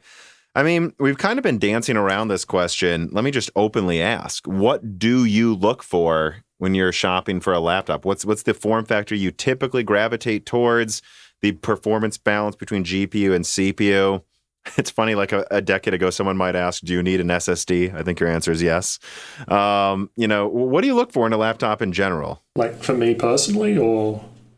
Yeah. Okay, so for what I do, mostly I want my laptop for video editing. I mean, you could argue that the specs for video editing are pretty similar to like gaming laptop, so probably still pretty relevant to most people. So what I personally look for, well, video editing, I want a nice screen. So for me, that's like good color gamut and good brightness. Yep. Generally, that comes at the expense of lower refresh rate, though. So if you did want like a gaming laptop with a good panel, you might have to. There might be a trade-off there. So, for example, the screens that have like the best colors and the best brightness, they're usually 4K 60 hertz or OLED. Yep. But then, if you could get like a 144 hertz or even 300 hertz like gaming display, that's still actually pretty decent. But if I was purely video editing, I probably wouldn't get that personally. But yeah, still more than fine if you're not serious, I guess, about video editing, but gaming's the priority. Like, you're still getting, in most cases, like 99% sRGB type of deal. So it's not like they're terrible or anything. It's just that, like, when I do video editing full-time, I suppose, is my job, I want, like, the best screen. So that's generally my priority. And there really is a difference. I want to jump in here. Like, I have a Concept D monitor for editing with my desktop, and it was funny how I had my old screen, and if I wanted to edit on my old screen and I like drag over a thumbnail I was making, the color would just be different. Yeah. It really is actually important, because you'll look at it and go, oh, that's not what that was supposed to look like. Yeah, like I'm at the point when I turn on a brand new laptop and, it's got the, like, Windows is doing its setup thing and it's like got the blue Windows screen. Just looking at that, I can tell if it's going to be a laptop that has good or bad color gamut, just because I'm like, oh, that blue looks really nice, or oh, that blue's not looking so good, which I found interesting. Mm-hmm. I guess that's what happens after like 100 plus machines. Anyway, for the rest of the specs, yeah, SSD, obviously. I don't think any laptop I've tested in the last year has even had hard drive. I always thought it was ridiculous anyways, though, even a while ago, that people would be like, do I need an SSD? And I'm like, yeah, I don't know what you're doing, man. Okay, yeah, so we can obviously both agree on it's a night and day difference, but like, the thing I don't get, I mean, I can understand it in like the cheapest gaming laptops possibly, but the thing that gets me is the hard drive bay just takes away from your battery space. So like, I'd rather take the bigger battery. Yes. And most laptops still have two M.2 slots. Like even if it came with, say, just use those, please. Even if it came with a 256 gig SSD, like that's on the smaller side, and that had your Windows, you've still got the option of putting in like a 1 or 2 terabyte drive if you want later. Which, I don't know, should be plenty of space. For memory, I think 16 gigs dual channel, still a very good sweet spot for gaming in laptops. Well, they charge an arm and a leg, right, for memory and laptops. So typically I find, especially if it's soldered on, right, that's true. I find it's just like at least 16, please, because I need it for editing, like I do. Yeah. You know. So I want 32 minimum in mine, but again, 4K video editing. But yeah, I think 16 is fine for gaming. If I buy gaming laptops to review, I just pick the lowest memory config, but that's because I have like spare memory here, so there's no point paying for it. But yeah, often that will be the case for people actually buying them too, though. They can just look at the like different memory configs available. There might be one that's significantly cheaper. It just has one 8 gig stick. It might be cheaper for you to, go on Amazon, buy a 16 gig kit, put it in yourself, compared to however much it might be to get that extra memory, just buying the laptop up front. So that can be a way of saving money and also getting better memory. As for CPU and GPU, like I said before, I think, honestly, I think 6 cores is still pretty good for gaming laptops. It's like your 5600H, still going to do quite well. I like 8 cores personally, but again, video editing, and I use Adobe Premiere, so the core count does actually speed things up significantly for me. As for the GPU, GPU isn't that big of a deal for me, but that's just because, again, Adobe Premiere doesn't really care too much about the GPU as long as you've got one. Honestly, I think for gaming, GTX 1660 Ti is still quite good, and you can get laptops with that for like $800 these days. But yeah, other than that, if you did want something modern, probably RTX 3060 is looking pretty good. But yeah, you don't have to spend heaps of money to get something that's more than capable. Yeah, I usually gravitate towards the mid-range GPUs simply because I know I can get a reasonably thin, especially these days. I mean, especially when you saw Renoir come out and you have these 14 inches with 2060s and 8 cores. That, for me, it's about minimums. What minimum level of performance do I need for gaming or editing? What minimum amount do I need? And then just please, what's the smallest thing that has it for a reasonable price? Because that... I did have a desktop replacement in college, and this is when those were even more terrible than they are now, of course, when half of them were melting. And I just found when I had this like $200 Atom-powered netbook, and I was using it more just because it wasn't a pain to move somewhere. So I always think, like, what do you actually need? And if you're actually going to travel with this, maybe trade a little performance for making it smaller. Yeah, so I learned that lesson the hard way too. When I was in university, I had a 17-inch Dell laptop, and this was in 2008 was when I started that. Yep. And yeah, I just remember carrying that thing around all day. Like when I bought it, I was like, oh yeah, this is great. So much power. And then actually the day-to-day carrying it around, trying to fit my textbooks in my bag with my laptop at the same time, lugging it around all day. It was just like, oh, I'm never doing this again. And that's why I don't do 17 inches anymore. Yeah, I mean, I'm trying to think. Back then, mine was HP, pretty similar to yours, except I think mine was 19-inch. Oh. It was thin, though, but that just meant it melted at the time. It was an HP, and that's when HP, all of their laptops melted. I'm trying to think, like, I think I had like 45 minutes of battery life. Like, what did you have on that thing back then? Honestly, I can't even remember. I think I was just always plugged in. I've still actually got the laptop. I mean, it is a lot bigger compared to like your 17-inch laptops these days because they have like, significantly thinner bezels and they are smaller and lighter, but still I can't see myself going for 17 inches just because I prefer the portability, even if it means taking off some of that performance. But these days, you don't even need to take off performance because 15 inches can still do very well. Mm-hmm. Well, and I think what you're finding is once they move to better cooling, again, using vapor chambers, like HP's making a big initiative to start doing that. Intel is just too in general with the designs they help with the design with the OEMs. Like I think you see that they are going to keep cramming these higher end GPUs reasonably without too much throttling into thinner and thinner things. And it's just, that's what I would go for. So Mango Bendito writes in and says, as a first gen Blade 15 owner, laptop CPU temps seem to have hotter running temps than desktop, usually above 80 and then below 80 if you're on a desktop. This always had me paranoid about the days of molten plastic HP and Dells. Oh, perfectly on subject. Do you think the market having a much higher temperature standard in laptops contributes to lower product life in laptops? P.S. This is geared towards the gamer crowd than the general computer crowd. So, honestly, 80 degrees, that's actually quite low for a laptop under load, at least from what I see. Like, I'm always seeing 90 to 100. So 80 degrees, I think you're doing pretty well there. I actually noticed back when I started the channel, when we were still in quad-core, like Skylake, I almost never saw thermal throttling back then because, fewer cores, and obviously since sixth gen, they just kept on bumping up the power limits to boost performance rather than actually improving much else. So back then, I can't remember what the first gen Blade had, but if it is one of those quad cores from like 6th or 7th gen, honestly, it's probably fine. If the temperatures have gotten higher over time, I'd probably look at changing the thermal paste because, again, if that is from that era, you've probably had it for a while, and that's probably something you might want to change like every 12 months or so. But yeah, I don't think I'd be worrying about 80 degrees personally. Well, and I see this all the time. Like people just go, oh, my GPU, I just never let it get above 80 degrees Celsius. And it's like, yeah, but silicon's not going to take any damage until usually around 120 degrees Celsius. So like this is just an element, guys. Yeah. This thing isn't going to break at 100. Even at 110, it just depends what that architecture was built to run at. Like the 290X was built to run at 95 degrees.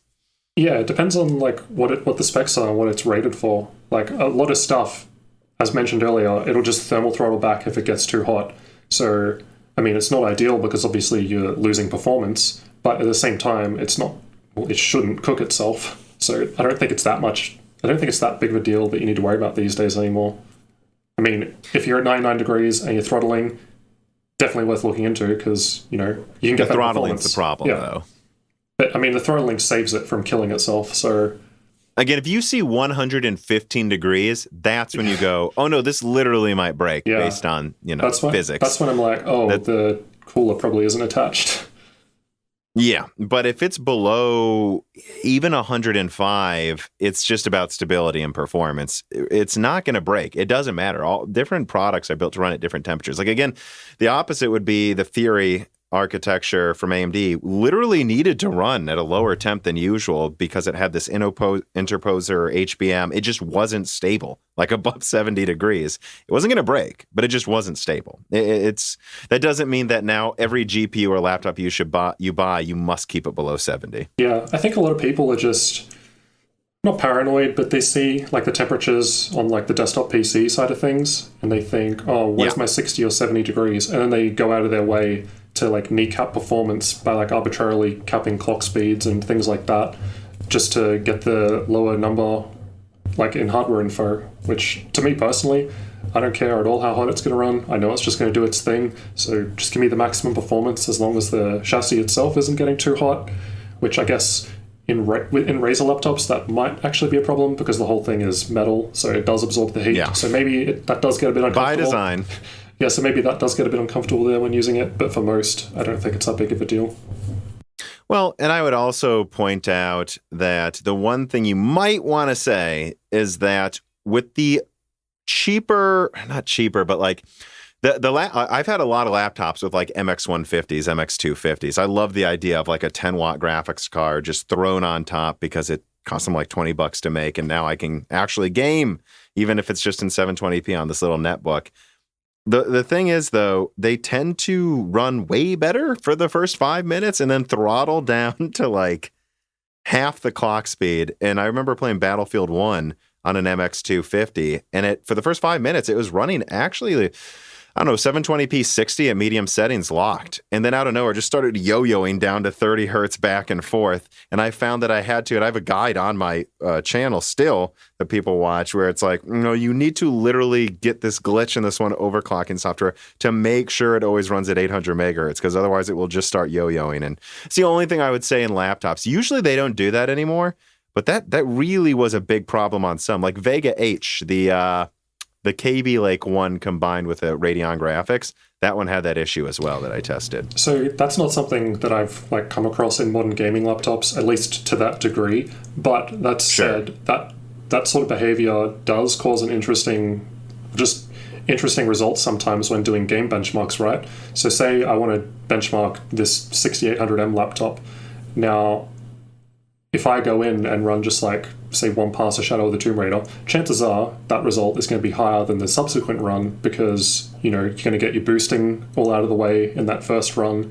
Temperatures will be lower, but then over time, things start getting worse. And then over time, the results potentially get worse. So it's kind of hard for me to like juggle these things and try and represent, what people actually see. So the way I get around that is in the instance of Shadow of the Tomb Raider, I might only report the highest setting level, the frame rate from that. But what I do to get that is, well, in some of my other videos, I do game benchmarks where I do all setting levels because I think in laptops it's important to do all setting levels because, people might want to run at different...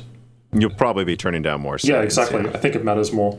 So... Than desktop. Yeah, so what I do is I start lowest to highest. So then by the time I get to highest, in theory, the machine is, more warmed up than it otherwise would have been. So I think it better represents the performance you would actually see when it comes time to, play that game for like an hour or so. Because although that only takes like 20 minutes, I think 20 to 30 minutes, generally you hit full heat saturation and the machine isn't going to get any hotter anyway. So that's what I try to do to counter that. Because, yeah, I don't think most other people are doing that. I think they just run like one or two test passes and they're like, oh, cool, look, it's doing good. And then my results are like a bit behind others because I try to factor in, if you're running a game on one of these machines for like an hour, it's probably going to do better in like the first 5 minutes compared to, an hour in. The one thing I would suggest, though, too, and again, this is coming from someone that tested a lot of MX, low-end graphics cards, is that people tend to warm it up just running, I don't know, let's say Metro Last Light on loop. And how much CPU does that actually use in the CAN benchmark? Not a lot.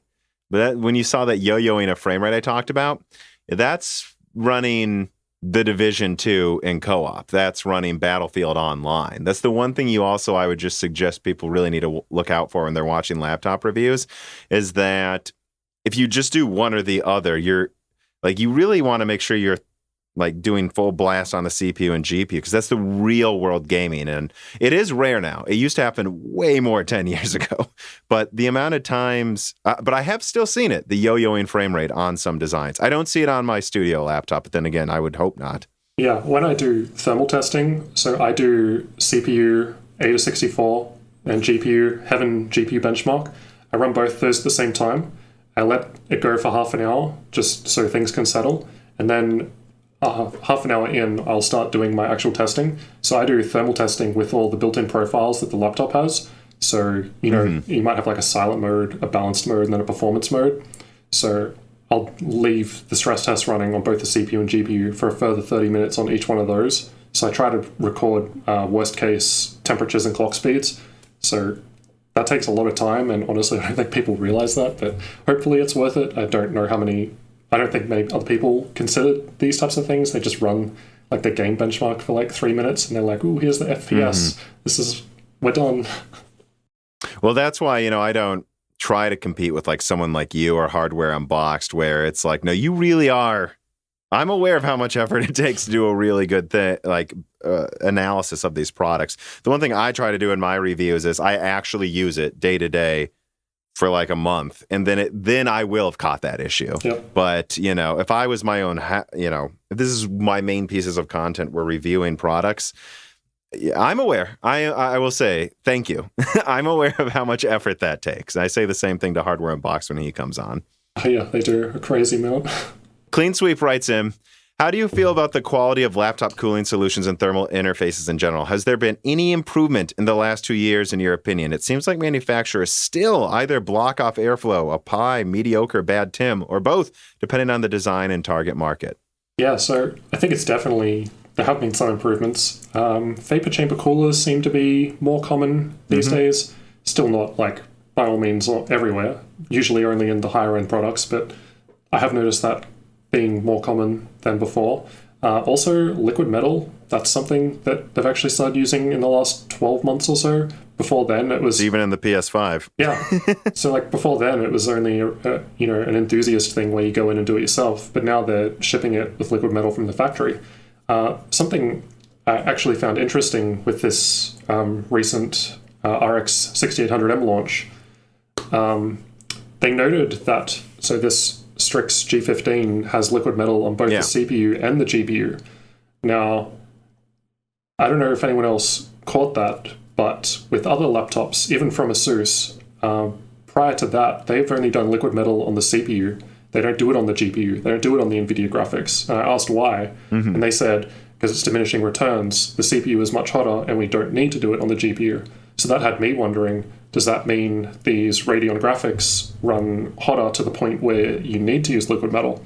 So I don't have the answer to that yet, because I haven't tested thermals just yet. But I thought that was interesting that they were using liquid metal on the new Radeon graphics. Well, I can't comment on if it, quote unquote, needs it. Yeah. But what I can comment on is, and again, this comes from the NV15 Studio I got last year. I was really impressed by HP's breakdown of the design choices they made. And they were just very frank. They're like, so we can spend $20 on significantly better vapor cooling and good thermal paste or liquid metal. And how much does this liquid metal cost per laptop? $1 extra. Or we can pay Intel an extra $30 to get the 8-core instead of the 6-core. It's actually cheaper for us to just get good cooling and buy a cheaper processor, which again, it outperformed its peers with bigger or more expensive, higher core count processors half the time. I think that's just a logical decision that if I was AMD and I'm looking at Intel mandate fast memory, mandate this for better benchmarks, I'd be like, why don't we tell them they have to use liquid metal? Pay the extra dollar so our GPU performs better. Like, this is common sense, guys. Yeah. I guess it also depends, because like other companies like Lenovo have said that they're not going to do liquid metal because well, I think in the case of Lenovo, they do more like on-site repair kind of things.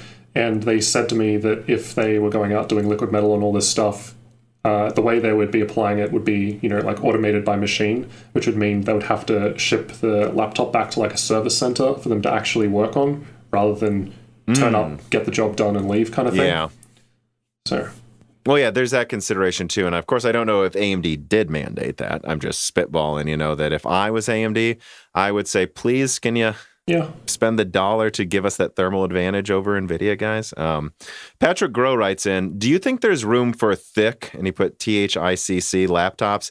I see a lot of paper-thin laptops that sound like jet engines once a single Chrome tab opens up because there's so much focus on sleek design that has thermal and battery limitations. Am I alone in my love for FAA maximum battery, so the flight, maximum size battery you can have and travel on an airplane, for those listening, and enough volume for fans to function optimally? So the first thing that came to mind was that 11900K laptop that I recently tested. Again, as mentioned, that is super thick, but in the quietest operating mode, even when you're running like Cinebench or playing a game, and it's still performing quite well, the fans are basically the same as when it's idle. Like, it was actually pretty impressive. But that's because, it's so big. It's got all that metal inside. It's got the capacity to dissipate the heat. That said, there have been some kind of more mid-sized laptops that I've found still do run quite well, even in the low performance modes. So the fans don't necessarily have to go crazy. It just depends on, how much performance you want. And I always say, like, it's better when there's user choice and you've got fan curve control, because some laptops don't even give you the option. You're just forced one way or the other. I like being able to change it, because if you can change it, if you don't want higher fans, then you can sacrifice some of that performance and turn the fans down. Or if you got headphones on, you don't care how loud it is, you can just max it out. So I think having choice is always best, but yeah, it depends on the laptop and what options they actually give you. I mean, I would just say again, I wish they would design laptops to the limit to a certain extent, but not do it to the point that you ruin the size of the laptop. Like, just give me something that won't throttle and can run 24/7. And I think that's because, right, if you look at this question he's asking, it's like, why can't they make it a little thicker and give me all of this? And I would say, Or why can't they just not try to overload the laptop, right? Keep it that thin and just stop trying to cram, unless you can do it well. And I think Razer does it better than you'd expect half the time. Just put in a 30, some of the laptops with like 1650 GDR6s run as fast as like 2060 Max-Q laptops half the time. And that's just like, well, you could say, well, if they made it thicker, they could have turned the fan up. I would also say, or they could have just put a much cheaper graphics card, man, and gotten the same performance. And that'd probably be cheaper than, making it thicker, actually. Yeah, it's all trade-offs at the end of the day. You just got to pick, you can't have everything, basically. You got to pick little bits that you want over other parts. And that's why I find laptop design so interesting, because it really is real engineering. It's not, they made the 3090 almost as big as an Xbox Series X, like literally almost as big as one. And it's one card. It's like, yeah, you made it more powerful because you made it use over 350 watts. But then you go to laptops and it's like, no, you actually need to know what you're doing here. You can't just make it bigger to cheat, basically. Yeah, it kind of makes it hard for me, though, because people are always like, just tell me what the perfect laptop is. And then I'm like, I know. Well, it depends. Yeah. And it depends on the year. Like, you see some companies make great strides, like answering what, someone said about Tim and stuff. I mean, I think, at least when it comes to like Dell, HP in general, those two, and Asus, their designs are getting wildly better than they were 5 years ago. Like, they look fantastic, but there are some that just make a weird corner cutting. Even Asus, sometimes it's just like out of nowhere. Like, what the heck was that model? Yeah, I think that's always just going to be the case when you got different price points you need to hit. But yeah, overall, I would say in general, over the last few years, there's absolutely no question that things have gotten significantly better in terms of laptops. I think it really started with Nvidia GTX 10 series. Mm-hmm. Yeah, I'd say that, and then again, just Intel actually kicking it into high gear when Zen 1 launched. Yeah. All right, final question here. Adrian Strochki writes in and says, why did no one care about the Intel Core i7-8809G? This is the 14-nanometer quad-core from Intel, plus a 14-nanometer 24 compute unit Vega, plus 4 gigabytes of HBM, all within 100 watts. Where is the 710-nanometer version? Will Z deliver this to us? There's a lot of random things thrown out there. I don't know if you have any thoughts on that, because that was quite the unicorn chip that I was blown away came out. And I reviewed one, and I thought in the version I tested, it was pretty terrible, actually. Yeah. I think it was HP's fault. I was trying to remember what that was because, yeah, I remember now. I think I had one too in one of the Intel NUCs. But it was, this was like 3 or 4 years ago, so I can't really remember the results. At the time, though, I do remember thinking, this is pretty crazy. Intel plus Radeon graphics in one thing. But yeah, I guess why didn't that take off? Are there better alternatives? Yeah, I guess it would depend on whether or not Intel, their own graphics, they think that's better, or maybe, partnerships between the two companies might be some problems there. I have no idea. I think it could be a number of things why it didn't continue. Well, I think that there's several things to unpack. It's just, when it comes to HBM, it would seem like that's the most logical thing to put in a laptop. And people would be good to remember there's a version of RDNA 1 with HBM that's in Apple. Apple was willing to pay the big bucks for that. But HBM requires good cooling to not have significant throttling because it's 3D stacked. The top layer of the memory, because it's stacked memory, that's what HBM is cooled better than the bottom one. So you need to have like really good cooling so that the bottom layer isn't heating and throttling the whole unit or making it crash. And so that just means you're going to end up spending a lot of extra money for 20% more performance, basically. And now it'll take up less room, too. So you maybe put a bigger battery in it. It is better, all things equal. But it's also just a lot more expensive. And I just think NVIDIA has gotten so good at making compact, discrete cards for laptop that it's kind of made this idea for a little bit here. Because again, like I thought AMD was going to take over laptops with APUs when Zen 1 was announced, and then MX150 10-watt graphics card stronger than AMD's APU, and let's be honest, the size of that die probably, I'm not kidding, it probably cost $20 to put in the laptop. Yeah, I was going to say, was the MX150 even out when this came out? I can't remember. But yeah. It would have been around then when it was announced. I remember it was announced. I remember it being announced like after some APUs had come out. I don't. It's around the same time frame. Yeah, well, that might be why. That would make sense to me. Yeah, and I mean, so unless someone's going to put in all this money for a custom thing, then that's when it is. And if that custom thing has HBM, it'll be really expensive. And again, I only tested it in one HP laptop. Was a Spectre. That thing throttled like crazy because of the HBM. So that was it yo-yoed. Even though it was a 100-watt laptop, it was a problem. It seems like I've found all of the laptops that yo-yo frame rates, and you've just been lucky enough to run into any of them. Yeah, well, I guess one of the problems I've been having lately is a lot of the review units I get sent are the highest spec config available, which means, if I ask for a model, there might be a 3060 or lower version, then I get sent the 3080 model, which doesn't actually represent what most people are going to buy. I think it's because the company's like, ooh, I want to look better, so I'm going to send my best thing, which I understand, but of course. Sucks. Yeah, and I've got this predilection for weird half-budget laptops that I think just makes me gravitate towards problems, to be honest.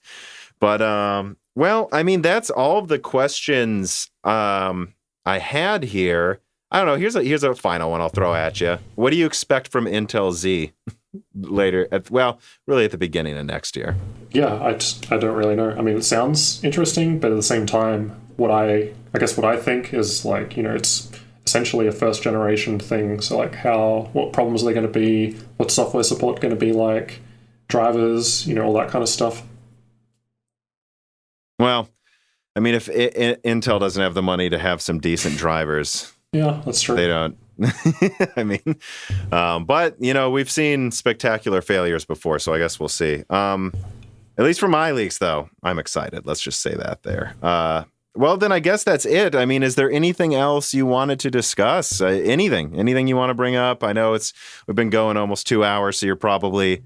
Well, I think I get to claim I'm more tired because it's midnight here, but.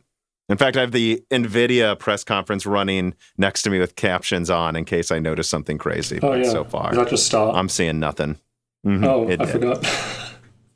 Okay, well, I mean, you want to plug yourself, though? I mean, let everyone know where they can find you. Yeah, if you're interested in gaming laptop content, Jarrod'sTech YouTube channel. Lots of reviews, game benchmarks, all that sort of stuff.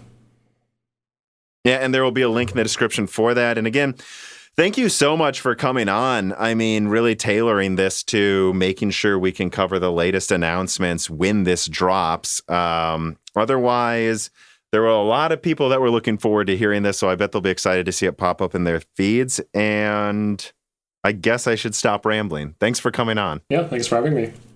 This podcast was brought to you by the YouTube channel and website Moore's Law is Dead. Moore's Law is Dead and Broken Silicon are trademarks of their creator, Tom. That guy is me, and I am indeed the creator, editor, writer, and showrunner of Moore's Law is Dead podcasts, videos, articles, and other media. However, I don't do this alone. Moore's Law is Dead is a team, with Broken Silicon co-hosted by my brother, Dan, audio editing by Gerard Cortez, and special assistance by Carbon Cry. Find all of our information, including the information of sponsors you can support, at www.mooreslawsdead.com. If you would like to send fan mail or hardware to us, please mail parcels to Moore's Law is Dead at P.O. Box 60632 in Nashville, Tennessee, zip code 37206. And speaking of fans, patrons are what makes Moore's Law is Dead content possible. The aging business model of spamming ads all over the content is dying. The future of media will be built on fans paying for the content they actually want to exist. And so if you have the extra money, but only if you do, please consider supporting us. For just $2 a month, you get access to the exclusive podcast dieshrink, voting on subjects of future podcast episodes, the ability to have your questions read aloud on Broken Silicon, dieshrink, and Loose Ends, and of course, access to the Moore's Law is Dead Discord full of like-minded people who would love to meet you and talk to you about computer hardware. I am one of them. Additionally, higher tiers get access to ad-free episodes of Broken Silicon, the entire back catalog of Flyover States podcasts and other projects Moore's Law is Dead has done, and thanks in the credits of videos and other perks as well. And hey, If you can't afford to support us, please do share Moore's Law is Dead videos and podcasts with friends and family on social media, Reddit, and forums. And give Broken Silicon a 5-star review on Apple Podcast or your preferred podcast app. All of this really does help so much. And if you'd like to advertise on the podcast, hire Tom for consulting, or are a person of interest who would like to be a guest, please reach out to the email address mlhbdead@gmail.com. But as I said, this podcast would not be possible without its patrons supporting it, and so now it is time to give a personal thanks to the greatest of the fans. The following supporters are at the 10 gigahertz or higher producer levels: Brad Bedlin, Telos, GUK, Benny Berlin, Justin Yant, Thomas Rupp, I Love You, Lynn Jim, Ivan K, Tom Bailey, Muhammad Al-Kawari, Frederick Lau, James Crasta, Justin Parrish, Zachary Martin, Terrence Herod, Drita Full, Phil S, Courtney Elliott, The Ninth Dude, Greg Renegard, Josh Lodge, ABG, Travis Gooding, The Mechanical Philosopher, Lebo King Kilo, Fatboy Deeseru, Daniel Hyde, A Guy in Pennsylvania 81, Nathan Mose, Cola Dict, Matt Salem, Aaron Close, Juan Garcia, Sean Vollmer, My Name is Nobody, Judson N, Alethros, Telos, Hey There's a Kitty, Greg T. Wanchek, Ivan214, John Jameson, Benjamin Cannon, Matthew Lane, Mark Raidmaker, Jan Rauner, Rubber Ducks, Michael McGee, Allie Robertson, Eric Jackson, Jonathan, Patrick Groh, Evan Dingle, Dominique Cox, Stefan, Original Ross, HardForum.com, Sam MacArthur, Total Silo, Sol Connor, Michael Costa, Andrew S., Blake, Aaron Keith, Kerry Baldino, Endless Logins, Tom Sen Filippo, Justice Brennan, Zoot Suit Taylor, Trevor Powers, Stu, Elenia Nanya, Daniel Nishbal, Franco Frederick, Dan Galanowski, Alex Carastillo, Dark Rain 2049, Leighton Perry, Joseph Kierman, Carlos Valdez, Carnivore Bear, Donovan Russell, Zabra Ziver, Zlicky, Martin Porshegi, David Cowden, Ricky Tan, Hulam, Patrick J.S., Justin Staples, Freddie Canos Jr., Stephen Coates, Kiwi Phil, DeHoo, Sarah Light, Anthony Gareffa, Matthew Griffin, Eddie Del Castillo, Joseph Loria, Luis Correa, Deke, Cheesy Ramen, Raul Abineni, Tim Robbins, Ryan Riggleman, Samuel Kai Wu, Mark Kelly, Dave McCoy, Valco Malev, Gabe Langner, Ronnie, Morton Svensson, Michael Deaton, Thomas Summers, Maurice Courtois, Matthew J. Link, Scott F. Schneider, Mai Sharona, Y. Truly, Roman, William W. Draper, Hare Rats, Wakir Khan, Henry Zhang, Stephen Hart, Christopher A. Butler, Greg, Peter Moore, Chris Licata, Justin Thomas, Sam Miller, Sammy Malas, Kevin Chen, Shakir, Nick Rakin, Holden Mobley, Matthew Lazier, Arpit Sharma, Meat and Pork, Jimmy NG, Mads Beachhorn, Benjamin Oshley, Z Jits, Shield TV, Couteau, Dame P, John Wizink, Sam Venzel, Mark Mitchell, Brucha, Jeremy So, James Anderson, Jesse, Jessica Wiak, Ian Clifford, Tyler Lindsay, MJB1SS, and Jensen Wang. And of course, thank you to Sahara for the music.